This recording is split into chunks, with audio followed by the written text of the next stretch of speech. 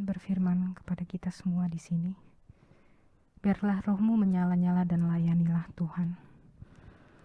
Bapa, kami terima kasih, bersyukur sekali Tuhan atas setiap kasih cinta-Mu Tuhan buat hidup kami. Kami juga bersyukur Tuhan, Kau hadirkan saat ini Tante Lili berada di tengah-tengah kami saat ini Tuhan. Tuhan, Kau yang boleh berkati lidah bibir Tante Lili Tuhan. Biar sungguh apa yang nanti Tante Lili sampaikan bukan lagi Tante Lili, tapi Engkau yang ada di dalam Tante Lili Tuhan. Tuhan, Kau juga boleh siapkan telinga kami, setiap umat-Mu Tuhan. Biar sungguh kami boleh mendengar setiap firman-Mu.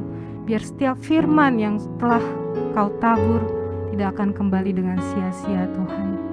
Ajar kami untuk boleh menjadi seorang Maria yang bisa duduk diam di bawah kaki-Mu, mendengarkan setiap firman-Mu Tuhan. Dan biar sungguh Tuhan, Kau yang boleh beracara Tuhan dalam setiap firman-Mu pada malam hari ini. Terima kasih Tuhan, dan biar segala kemuliaan, hormat, serta syukur kami mau kembalikan kepadamu. Kemuliaan kepada Bapa, Putra, dan Roh Kudus, seperti pada permulaan, sekarang, selalu, dan sepanjang segala abad. Amin. Silakan Tante Lili. Terima kasih. Shalom semuanya. Shalom. Shalom. Shalom. Teman-teman sahabat muda yang terkasih di dalam Kristus. Sekali lagi shalom. Pastinya hari ini semuanya di dalam penyertaan dan diliputi sukacita Tuhan. Benar nggak? Boleh dong angkat jempolnya. Di sini ada Ko Beni juga ya. Ada Ko Beni juga hadir di sini. Puji Tuhan. Mungkin yang tadi seperti tadi yang disampaikan oleh pemimpin pujian, mungkin yang tidak berhalangan dengan internet atau ada masalah apa, boleh dibuka kameranya supaya terlihat nih cakepnya, terlihat manisnya, terlihat gantengnya, supaya kita bisa berinteraksi. Nah, boleh kelihatan. Kalau yang punya masalah atau ada kendala tidak apa-apa. Oke, baik. Ya, perkenalkan, tadi sudah disebutkan nama saya Lili Grisyawati. Sekali lagi saya dari Paroki Santo Matius Bintaro. Saya punya 1 orang suami dan 3 orang putra. Puji Tuhan, hari ini boleh bertemu lagi kembali dengan sahabat-sahabat muda. Yang masih muda boleh angkat tangan dong. Masih muda semua ya. Masih muda semua, puji Tuhan. Teman-teman sahabat muda, saya mendapat tema pada malam ini The Cross ya. Tentang salib. Biasanya kita suka lihat tuh, banyak orang-orang yang pakai salib gitu ya, pajang di rumah, dan hal itu kayaknya sudah biasa banget. Nah, yang saya mau tanyakan, kalau dengar kata salib nih, kira-kira apa yang muncul di pikiran kita? Boleh dong di chat. Kira-kira apa yang muncul pada saat kita dengar kata salib? Golgota, Natalia, thank you. Yesus, terus oke, Golgota, Yesus. Hah, baru 3? Pengorbanan, berat, ya salib berat ya. Ada lagi? Itu aja jawabannya?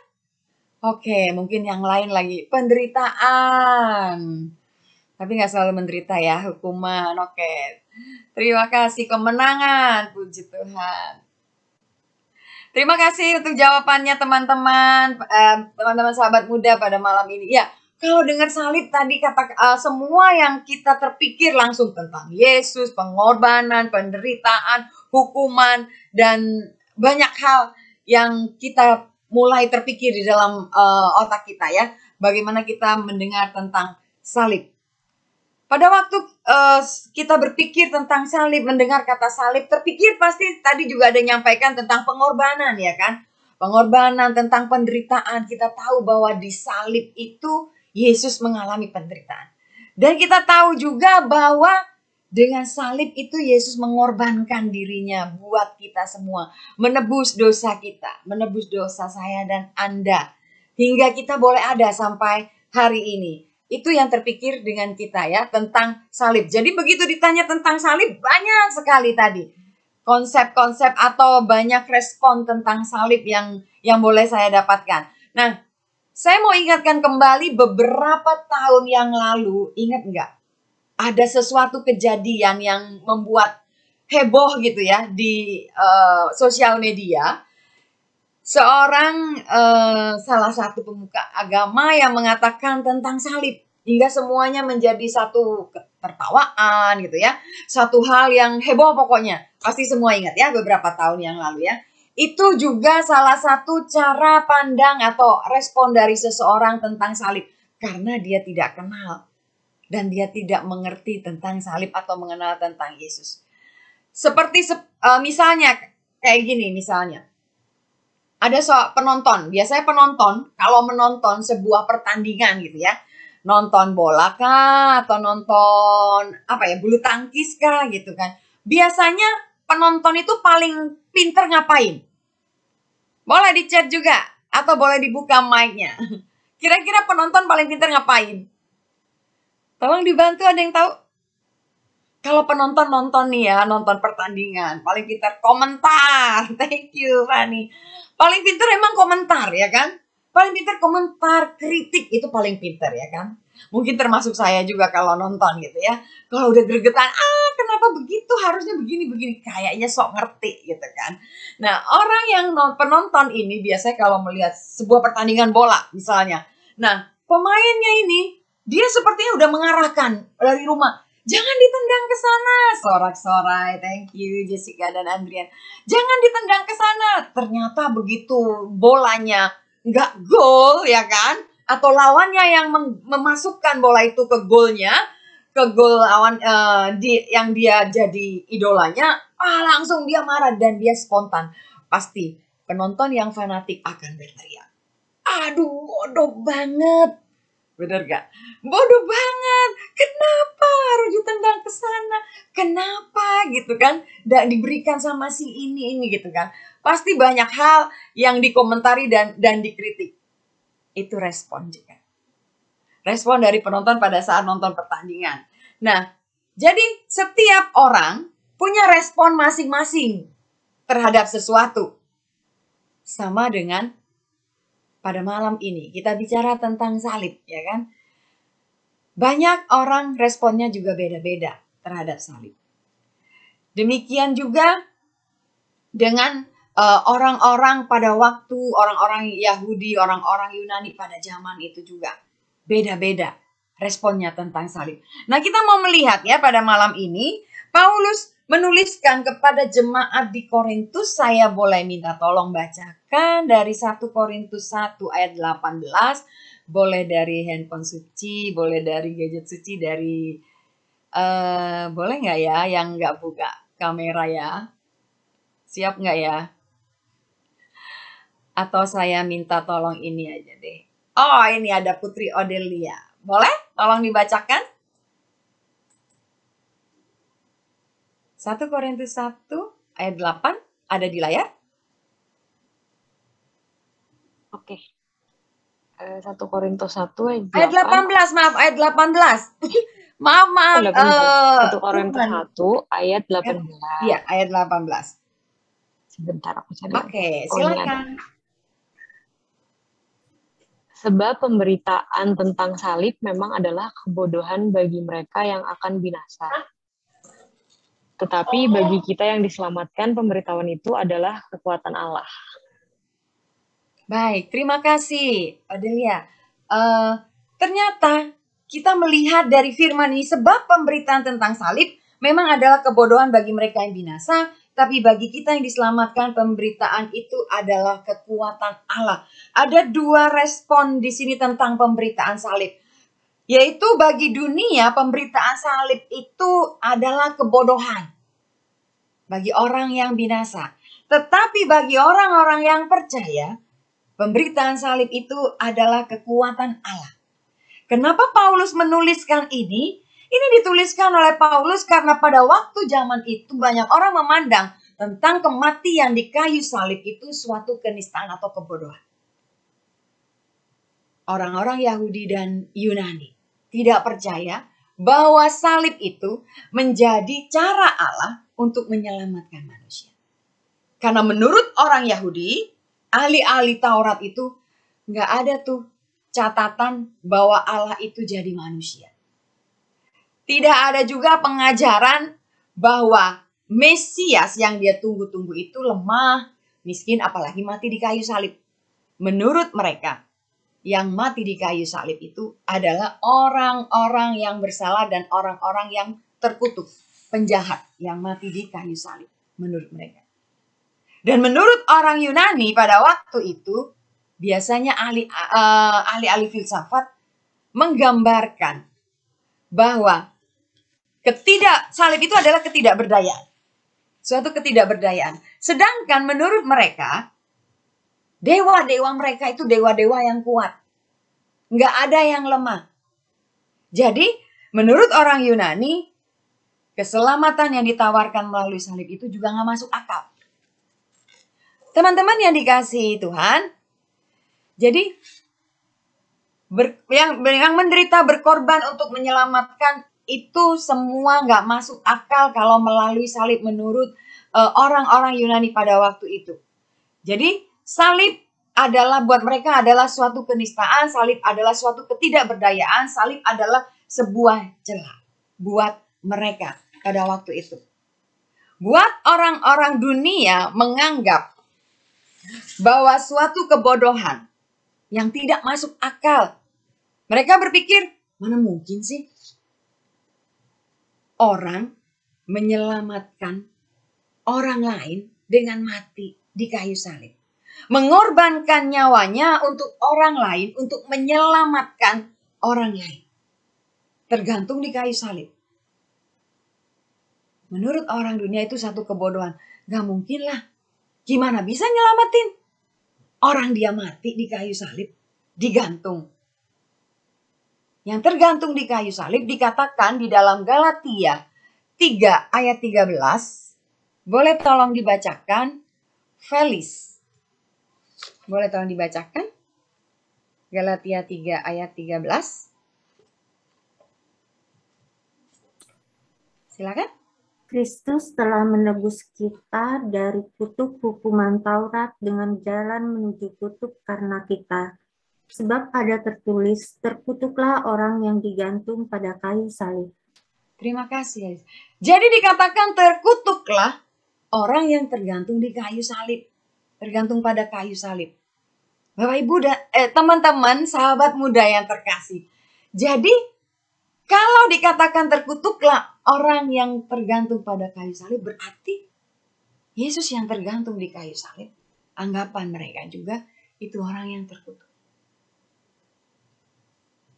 Kalau berbicara tentang salib, sebenarnya salib itu alat yang dipakai bangsa Romawi pada waktu itu untuk menghukum orang jahat atau penjahat.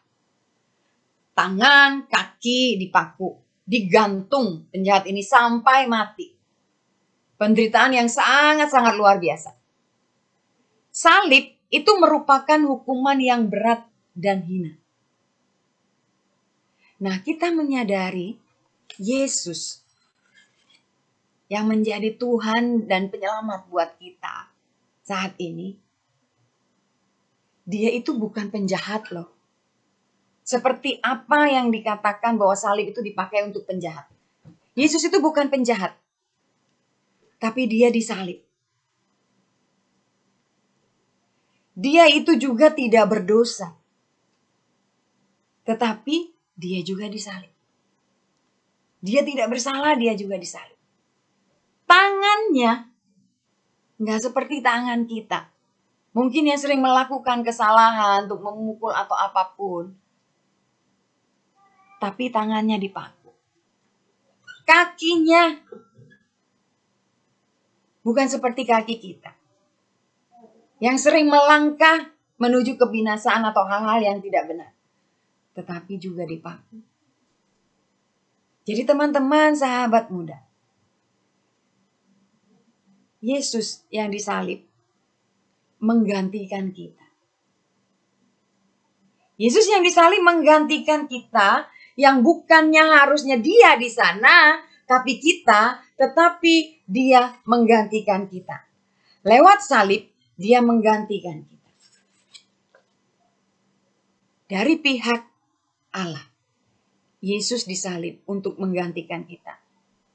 Allah memberikan putranya kepada menyelamatkan kita semua, memberikan karena kasihnya yang begitu besar buat kita, hingga Yesus itu menanggung hukuman akibat dosa kita semua. 2 Korintus 5 ayat 21 boleh tolong dibacakan. 2 Korintus 5 ayat 21. Saya boleh minta tolong ya. Stefani Natalia boleh? Berapa tadi, Tan? 2 Korintus 5 ayat 21 di layar sudah ada. 2 Korintus 5 ayat 21. Dia yang tidak mengenal dosa telah dibuatnya menjadi dosa karena kita, supaya dalam Dia kita dibenarkan oleh Allah. Terima kasih. Dia yang tidak mengenal dosa telah dibuatnya menjadi dosa karena kita, supaya dalam Dia kita dibenarkan oleh Allah. Teman-teman, sahabat muda, Yesus menggantikan kita di kayu salib. Itu yang bisa kita lihat dari salib. Di salib Yesus menggantikan kita karena kita yang berdosa, harusnya kita yang di sana, tetapi Dia yang menggantikan kita. Yesus dihina, dinista, direndahkan, dijadikan terkutuk karena kita. Kenapa Yesus melakukan itu semua buat kita? Karena Dia punya kasih yang begitu besar kepada kita. Kalau berbicara tentang salib, kita berbicara tentang perwujudan kasih Allah buat kita. Makanya Allah menunjukkan kepada kita, karena begitu besar kasih Allah akan dunia ini, sehingga Dia mengaruniakan putranya yang tunggal, supaya setiap orang yang percaya kepadanya tidak binasa, tapi meroleh hidup yang kekal. Itu dia yang dikatakan. Jadi untuk menunjukkan kasihnya kepada kita, Yesus rela menggantikan kita. Saya dan sahabat muda di kayu salib. Yesus menggantikan kita kapan? Bukan saat kita sudah sempurna, tapi Yesus menggantikan kita saat kita di dalam dosa. Yesus mengasihi kita dengan memberikan nyawanya buat kita. Teman-teman yang terkasih di dalam Kristus. Dari Yohanes 15 ayat 13 dikatakan tidak ada kasih yang lebih besar daripada kasih seorang yang memberikan nyawanya bagi sahabat-sahabatnya. Yesus sahabat buat kita. Dia yang mati buat kita, yang mau disalib buat kita. Hal ini sungguh bertolak belakang. Karena apa? Salib yang menjadi tanda kematian buat Yesus, itu adalah bukti cinta Dia buat kita. Karena itu salib suka kita pakai jadi perhiasan, benar ya? Suka kita pajang di rumah. Karena ironis banget sebenarnya. Yesus mati di situ, tetapi buat kita, orang-orang percaya, salib itu, pemberitaan salib itu adalah kekuatan Allah yang kita pakai. Kita bangga dengan salib. Dan itu mengingatkan kita betapa kasih Tuhan yang besar buat kita. Dengan salib, kita juga melihat bagaimana Yesus yang benar-benar rela memberikan dirinya. Sebenarnya bisa nggak Dia turun dari situ? Bisa. Tetapi teman-teman yang terkasih di dalam Kristus, kasihnya yang begitu luar biasa buat kita. Hingga Dia mau dan rela disalib buat kita semua. Dan menggantikan kita di situ. Seperti pada waktu penciptaan Allah Bapa. Buat kita semua, manusia. Kita melihat bagaimana kasih Allah buat kita juga. Selain Dia memberikan putranya Yesus buat kita, kita boleh ingat kembali pada waktu kita diciptakan. Yesus menciptakan isi dunia dengan berfirman, benar ya? Yesus berfirman, jadilah terang, maka terang itu jadi.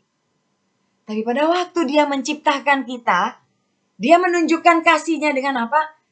Pertama, Allah menciptakan kita itu mengatakan bahwa dia menciptakan kita itu segambar dengan dia. Satu hal yang luar biasa, yang spesial. Karena dia mencintai kita dan mengasihi kita. Makanya kita diciptakan segambar dengan dia. Yang berikutnya apa? Dia menciptakan kita dari debu tanah. Dan mengembuskan nafas. Hidup ke dalam hidung. Jadi bisa dibayangkan bagaimana cinta Allah kepada kita.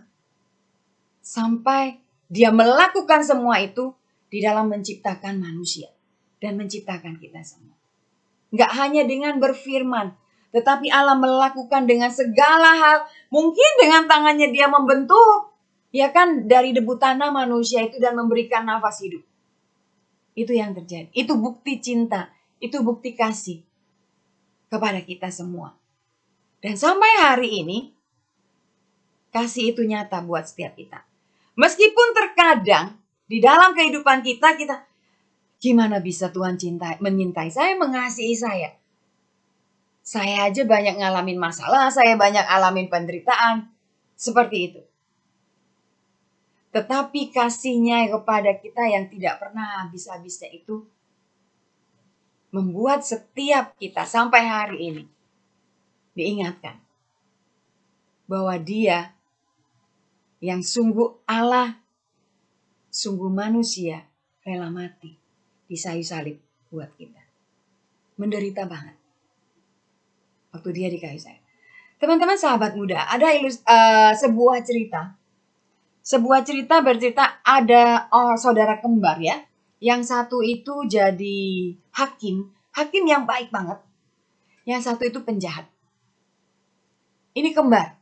Kembarnya tuh benar-benar sama, nggak ada bedanya gitu kan. Orang kalau ngelihat mereka tuh nggak bisa bedain. Nah, saudara kembar ini, yang penjahat ini satu hari ketangkep, terus dia itu pokoknya perbuatannya luar biasa gitu ya. Akhirnya sampai harus disidang.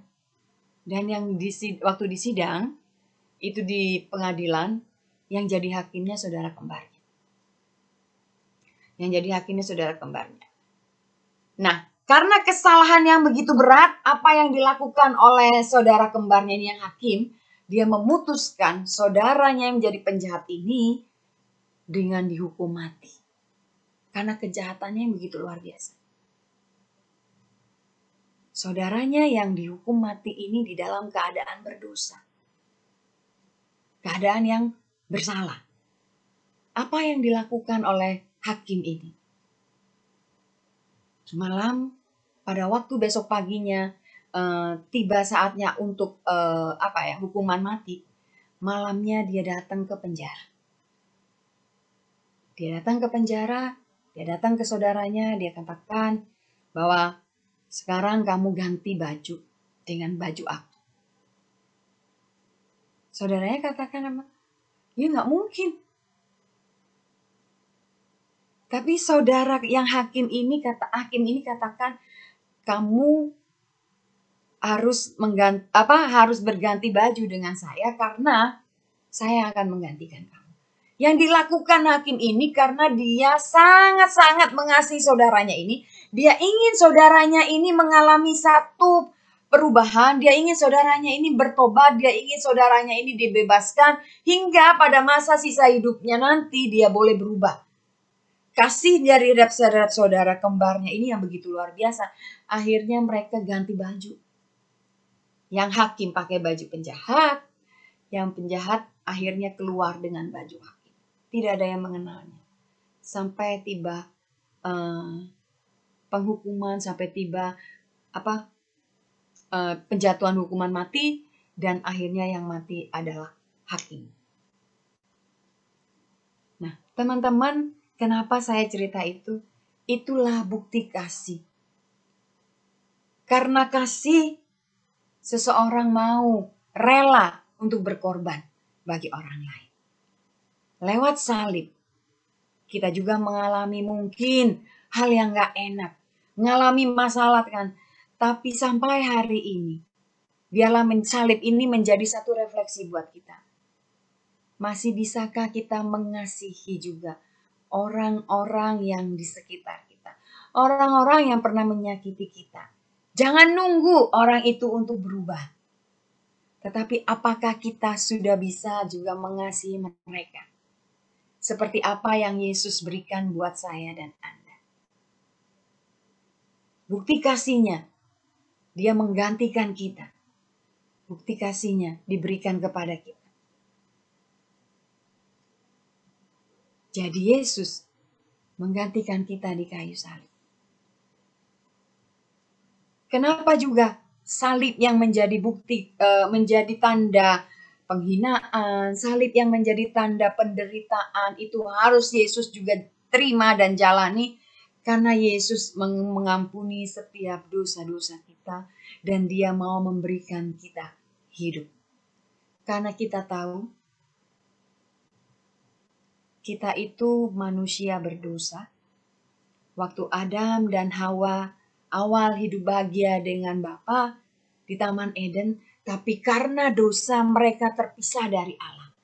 Demikian juga dengan manusia, karena dosa terpisah dari Allah. Tetapi Yesus yang diberikan buat saya dan Anda, buat manusia, itu ingin mengampuni dosa-dosa kita dan memulihkan hidup kita dan memberikan kita hidup. Karena dikatakan upah dosa itu adalah maut. Harusnya kita yang sudah mati. Tetapi kita sampai hari ini bisa ada, bisa hidup dengan apa yang sudah Tuhan berikan, keselamatan. Itu karena Dia yang memberikan hidup buat kita lewat salib. Jadi salah satu makna buat kita sebagai orang-orang yang percaya, lewat salib, Yesus mengampuni dosa kita dan memberikan kita hidup. 1 Petrus 2 ayat 24. Boleh dibacakan 1 Petrus 2 ayat 24.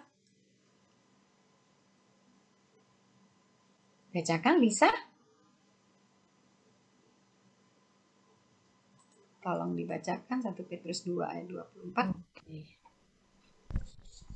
Ia sendiri telah memikul dosa kita di dalam tubuhnya di kayu salib, supaya kita yang telah mati terhadap dosa hidup untuk kebenaran.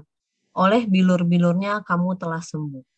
Terima kasih Lisa. Ia sendiri telah memikul dosa kita dalam tubuhnya di kayu salib, supaya kita yang telah mati terhadap dosa hidup untuk kebenaran. Teman-teman yang terkasih di dalam Kristus, saya jadi ingat waktu nyiapin ini. Bagaimana dulu saya, hidup lama saya, bagaimana dulu karakter saya. Orang yang pendendam, orang yang susah maafin, orang yang tidak bisa mengampuni, memaafkan, orang yang pokoknya judes, galak dan sebagainya, itu karakter saya. Itu yang saya punya dulu gitu kan. Terus tahu Tuhan, tahu, tapi nggak kenal secara pribadi itu dulu saya. Terus saya ingat lagi, bagaimana saya punya suami yang tahu Tuhan, ya kan? Nggak kenal secara pribadi juga, bagaimana hidup lamanya dia. Bagaimana dulu dia punya kuasa gelap gitu ya, sampai 20-an ilmu yang dia punya gitu ya. Ilmu hitam ya, bukan ilmu fisika, kimia, bukan ya. Jadi ilmu hitam, ilmu kuasa gelap gitu ya, ilmu kebal, ilmu apalah banyak, ya kan? Karena apa? Karena dia tuh nggak tahu harus apa yang dilakukan pada saat dia alami masalah. Dia larinya bukan sama Tuhan, tapi larinya pada ilah-ilah lain, pada Allah-Allah lain. Itu yang terjadi. Menurut saya, hidup saya dan suami saya itu, waduh kayaknya susah untuk diampuni ya. Susah untuk dimaafkan. Tapi ternyata Yesus yang mati buat saya dan suami saya. Dia mengampuni dosa-dosa kami. Dan dia memberi hidup. Hingga sampai hari ini kami boleh mengerti bahwa Yesus begitu mencintai kami. Dari ilmu yang dia miliki, dari kuasa gelap yang dia miliki yang begitu banyak gitu ya. Tapi Tuhan itu nggak lihat itu semua. Tuhan itu dengan kasihnya, dia malah selalu membantu suami saya untuk bisa mengalami satu perubahan. Itu yang terjadi.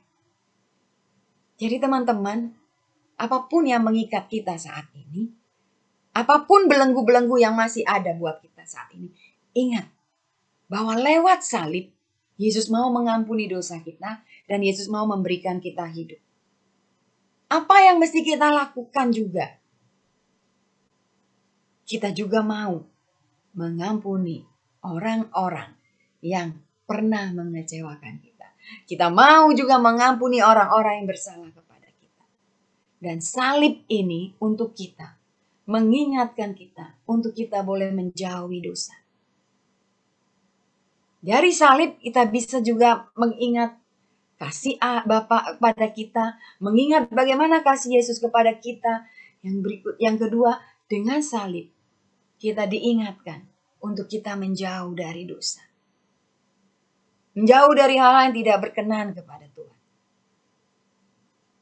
Teman-teman yang dikasihi Tuhan, karena itu apapun kita saat ini, kondisi kita saat ini, di masa pandemi ini, apapun yang kita alami, yang kita hadapi, belenggu yang masih kita punya, yang belum kita lepaskan, pada malam ini kita mau lepaskan, kita mau buang, kita mau jual semuanya.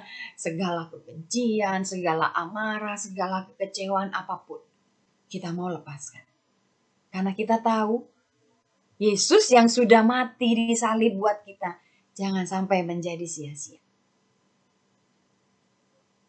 Salib Yesus, selain juga untuk mengampuni dosa kita, lewat salib Yesus dan memberi kita hidup.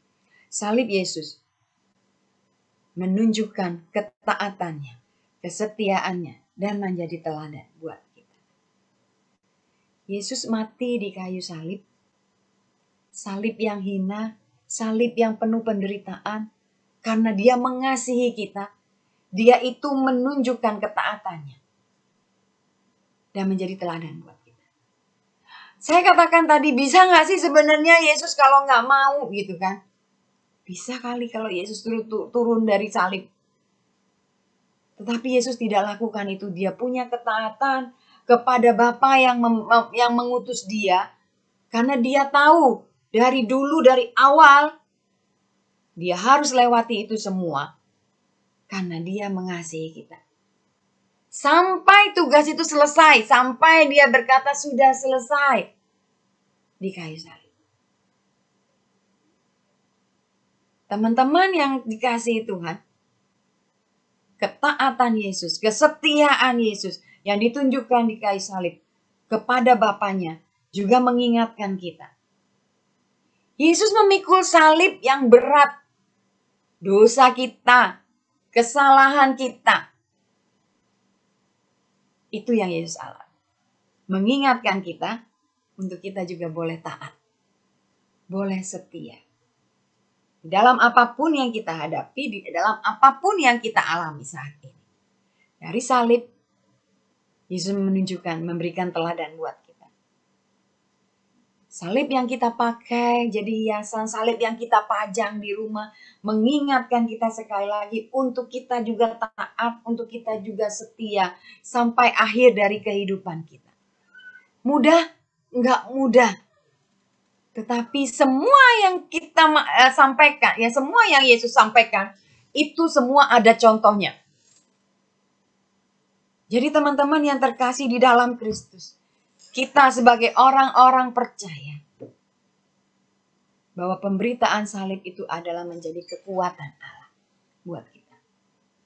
Apa yang menjadi respon buat kita saat ini? Biarlah kita boleh merefleksikan pada malam ini. Sekali lagi, tidak ada salib bila tidak ada kasih yang luar biasa. Salib Yesus membuktikan kasih-Nya buat kita. Dia menggantikan kita tergantung di kayu salib. Yang harusnya bukan Dia di sana tetapi kita. Yesus juga mengampuni dosa-dosa kita lewat salib dan memberikan kita hidup. Kalau enggak, kita dulu yang mati di dalam dosa. Tetapi dengan salib, Yesus memberi kita hidup. Karena Yesus memindahkan kita dari kegelapan kepada terang. Yesus yang mengangkat kita dari kegelapan ke dalam terang. Itu juga yang terjadi dalam kehidupan suami saya dan saya. Jadi sahabat muda, lewat salib, Yesus juga menunjukkan ketaatannya buat kita semua. Salib yang menurut orang dunia berkata bahwa itu satu kebodohan. Tapi buat kita, orang percaya, itu satu kekuatan Allah, pemberitaan salib. Itu dari pihak Allah buat kita. Dari kita gimana? Salib adalah persekutuan kita di dalam penderitaan dan kematiannya. Dengan salib kita semakin menghargai akan pengorbanan Yesus. Hingga kita semakin hidup benar di dalam Yesus, semakin hidup benar di hadapan Tuhan. Dan dengan salib kita boleh menyatu di dalam penderitaan Tuhan. Jadi kita bisa menyangkal diri dan apapun yang kita hadapi, kita rela masuk di dalam penderitaan. Itu dari pihak kita. Dari pihak kita sebagai manusia, salib adalah persekutuan dalam penderitaan dan kematian. Karena dikatakan di firman juga kita dipanggil bukan hanya untuk percaya, tapi untuk menderita. Teman-teman yang terkasih di dalam Kristus, salib pengorbanan Yesus untuk menebus dosa kita. Menyelamatkan kita sampai kita ada sampai hari ini. Salib adalah penderitaan Yesus dan kita sebagai muridnya, kita juga harus mengikuti Dia, benar? Mengikuti Dia, meneladani Dia. Jadi kalau di dalam kehidupan kita ada salib-salib kecil yang Tuhan taruh, yang Tuhan letakkan di pundak kita, di dalam kehidupan kita, kita harus terima dan kita harus jalani. Tapi salib bukan karena kesalahan kita ya. Misalnya, sudah tahu kalau ngerokok itu bisa sakit, bisa paru-parunya rusak gitu ya. Tapi ngerokok terus tiba-tiba sakit, paru-parunya rusak, terus kita bilang, ini memang salib aku. Enggak lah ya. Tapi salib bukan karena kesalahan. Seperti Yunus. Kita tahu Yunus ya. Yunus pada waktu sama Tuhan disuruh ke Niniwe, dia pergi ya. Dari apa yang Tuhan suruh. Apa yang terjadi pada waktu itu? Akhirnya Yunus, kapalnya pokoknya diombang-ambing gitu ya. Akhirnya Yunus masuk ke perut ikan. Kita kan gak mau ya masuk ke perut ikan kayak Yunus. Kita gak mau masuk ke perut ikan kayak Yunus. Jadi itu karena kesalahan dia sendiri. Nah, jangan pernah kita berkata bahwa itu salib buat kita. Teman-teman yang terkasih di dalam Kristus, Tuhan kadang mengizinkan salib-salib kecil di dalam kehidupan kita. Untuk apa? Untuk Dia mengingatkan. Tuhan itu begitu mengasihi kita. Apapun yang kita alami, Dia tetap mengasihi kita. Kasih-Nya tidak pernah berubah buat kita. Dia selalu ada menyertai kita. Dia tidak pernah meninggalkan kita. Dan kita akan melalui itu semua sampai selesai. Seperti Yesus yang Tuhan berikan, yang Allah berikan tugas untuk menyelesaikan tugasnya sampai mati di kayu salib dan bangkit pada hari ketiga. Itu pun di dalam kehidupan kita. Ada tujuan yang Tuhan persiapkan buat kita.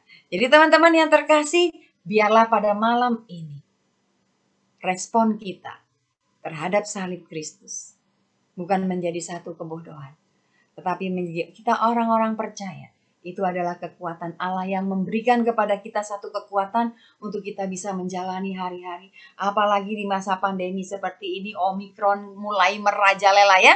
Mulai merajalela lagi, ganti nama dari Delta, ganti Omikron gitu ya. Namanya ganti tapi semuanya tetap sama. Tetapi kita yakin dan percaya malam ini kita boleh semakin dikuatkan dan diteguhkan karena Dia yang sudah disalibkan menggantikan kita. Kita akan terus diberikan keselamatan karena janjinya iya dan amin. Mari kita boleh tundukkan kepala saat ini di hadapan Tuhan. Bapa yang penuh kasih dan penuh kemurahan, Bapa yang penuh kelimpahan dan kebaikan. Kami mengucap syukur saat ini ya Tuhan. Kami kembali datang di hadapan-Mu Tuhan. Engkau yang begitu mengasihi dan mencintai kami. Hingga Engkau rela mati di salib buat kami Tuhan. Kami tahu siapalah kami ini ya Tuhan. Hingga Engkau mau menggantikan kami. Tetapi kasih-Mu yang begitu besar untuk kami Tuhan. Hingga Engkau mau menebus setiap dosa kami. Engkau rela Tuhan memberikan nyawa-Mu bagi kami. Biarlah Tuhan pada malam ini kami semakin mengerti akan salib yang kami pakai sebagai perhiasan, akan salib yang kami pasang di rumah kami masing-masing, mengingatkan kami Tuhan, betapa cinta kasih-Mu yang begitu besar buat kami yang tidak pernah habis-habisnya, hingga Engkau memberikan nyawa-Mu bagi kami. Mengingatkan kami untuk kami terus mengasihi orang-orang yang di sekitar kami, orang-orang yang pernah menyakiti kami Tuhan. Ingatkan kami Tuhan Yesus, lewat salib ini juga Tuhan Engkau memberikan kami hidup, hingga Engkau mengangkat kami dari kegelapan kepada terang-Mu Tuhan. Engkau membawa kami untuk kami boleh terus menjadi berkat dan menjadi saksi-Mu. Lewat salib Tuhan, Engkau mengajarkan kami juga ketaatan. Ini kami Tuhan Yesus. Mampukan kami melangkah di dalam Engkau, hingga semua yang Kau rancangkan dalam hidup kami, semua pekerjaan-Mu di dalam hidup kami, menjadi sempurna. Dan kemuliaan-Mu dinyatakan di dalam hidup kami. Terima kasih Tuhan Yesus. Salib yang menjadi lambang penderitaan itu membuat kami kuat di dalam Engkau. Menjadi lambang kemenangan. Karena kami tahu Tuhan Yesus, Engkau yang selalu ada buat kami. Saat ini Tuhan kami letakkan tangan kami di dada kami masing-masing. Mari saat ini bawa di hadapan Tuhan segala apa yang menjadi persoalan-Mu. Sampaikan saat ini di hadapan Tuhan.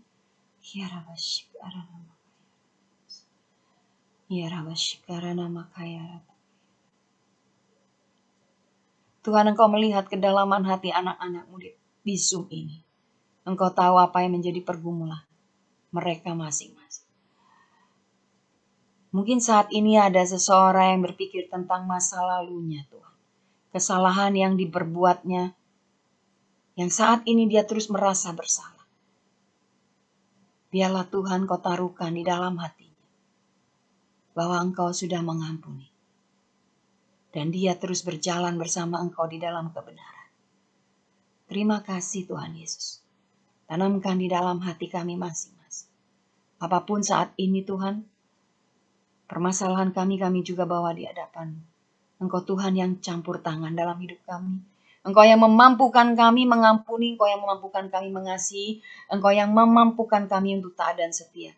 Terima kasih Tuhan, Kau berkati persekutuan doa Youth Amazing Grace ini Tuhan, agar semakin hari semakin diperluas, kerajaan-Mu, nama-Mu semakin ditinggikan, semua tim yang ada, Tuhan berikan kesatuan hati senantiasa, berikan hikmat dan Tuhan taruhkan senantiasa kerinduan dan api Roh-Mu yang terus menyala-nyala untuk melayani dan mengasihi Engkau. Terima kasih Tuhan Yesus untuk malam ini segala puji hormat kemuliaan bagi nama-Mu di tempat yang maha tinggi. Kemuliaan kepada Bapa, Putra dan Roh Kudus, seperti pada permulaan sekarang selalu dan sepanjang segala abad. Amin. Saya kembalikan ke